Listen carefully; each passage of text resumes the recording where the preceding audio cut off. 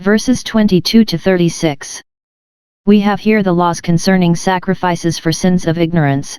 The Jews understand it of idolatry, or false worship, through the error of their teachers.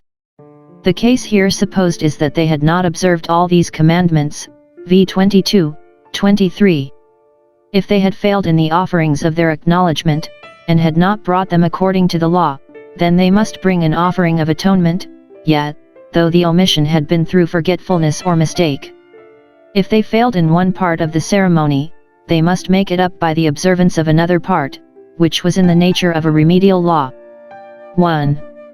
The case is put of a national sin, committed through ignorance, and become customary through a vulgar error, v. 24, the congregation, that is, the body of the people, for so it is explained, v. 25 all the congregation of the children of Israel.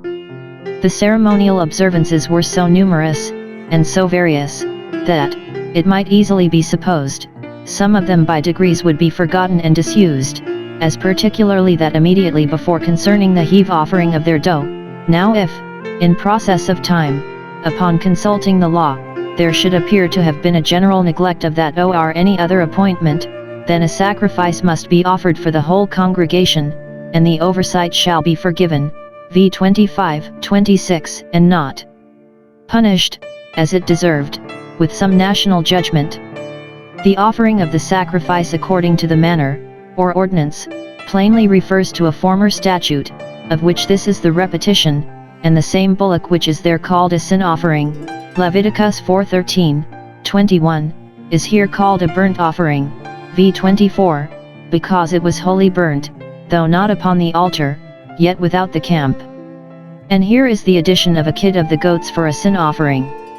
According to this law, we find that Hezekiah made atonement for the errors of his father's reign, by 7 bullocks, 7 rams, 7 lambs, and 7 he-goats, which he offered as a sin offering for the kingdom, and for the sanctuary, and for Judah, 2 Chr 29:21, and for all Israel, v. 24. And we find the like done after the return out of captivity, Ezra 8:35. 2. It is likewise supposed to be the case of a particular person, if any soul sin through ignorance, v. 27, neglecting any part of his duty, he must bring his offering, as was appointed, Leviticus 4:27, etc. Thus atonement shall be made for the soul that sins, when he sins through ignorance, v. 28. Sins committed ignorantly need to have atonement made for them, for, though ignorance will in a degree excuse, it will not justify those that might have known their Lord's will and did it not.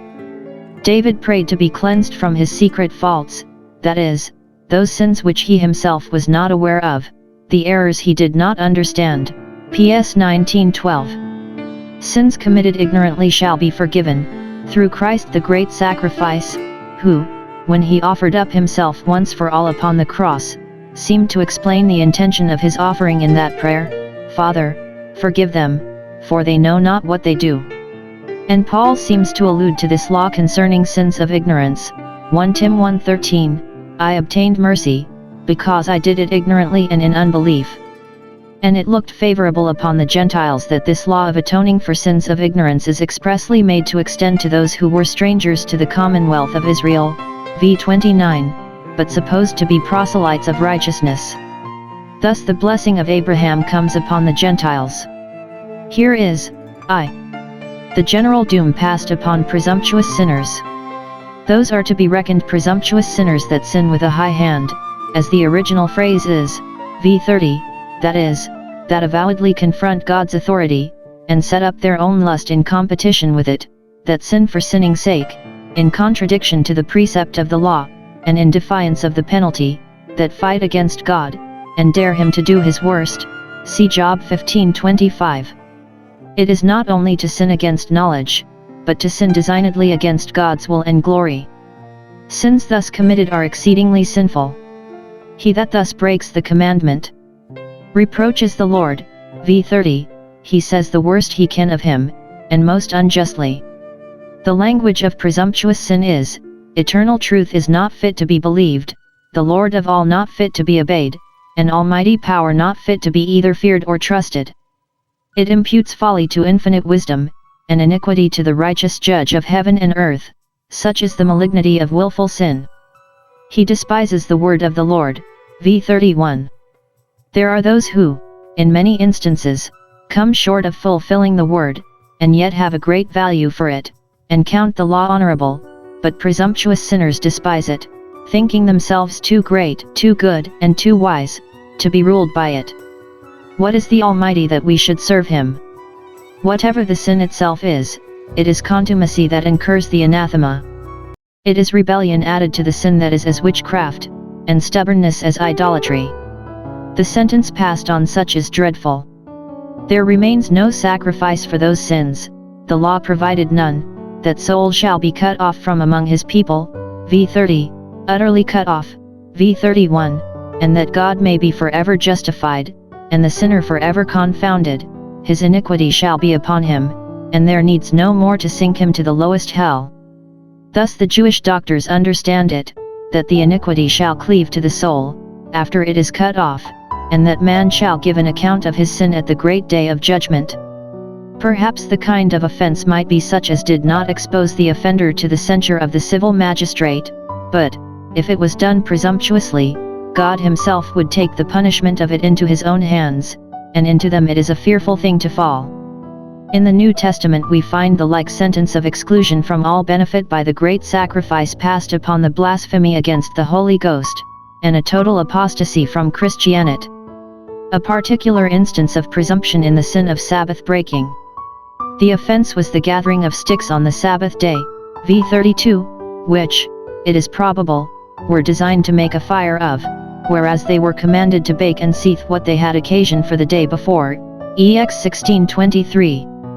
This seemed but a small offense, but it was a violation of the law of the Sabbath, and so was a tacit contempt of the Creator, to whose honor the Sabbath was dedicated, and an incursion upon the whole law, which the Sabbath was intended as a hedge about.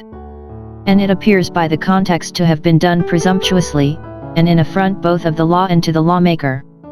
The offender was secured, v. 33, 34. Those that found him gathering sticks, in their zeal for the honor of the Sabbath, brought him to Moses and Aaron, and all the congregation, which intimates that being the Sabbath day the congregation was at that time gathered to Moses and Aaron, to receive instruction from them, and to join with them in religious worship. It seems, even common Israelites, though there was much amiss among them, yet would not contentedly see the Sabbath profaned, which was a good sign that they had not quite forsaken God, nor were utterly forsaken of him.